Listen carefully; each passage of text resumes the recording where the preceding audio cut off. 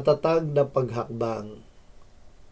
Ang Panginoong Diyos ay aking kalakasan at Kanyang gagawin ang aking mga paa na parang mga paa ng usa at Kanyang palalakarin ako sa aking mga mataas na dako. Habakuk 3:11. Ang Panginoon ay Diyos na pinakamakapangyarihan. Hindi siya nanghihina o napapagod. Binibigyan niya ng lakas ang mahina at ang walang kapangyarihan.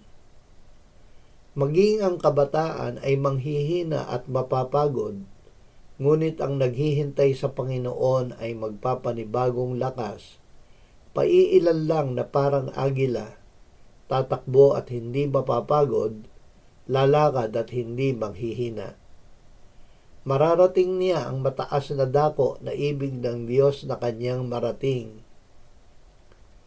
Ama, salamat na ibinigay mo sa amin si Jesus, ang iyong anak na namatay at iyong muling binuhay.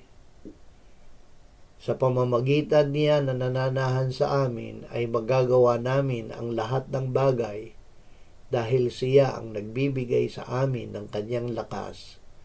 Amen.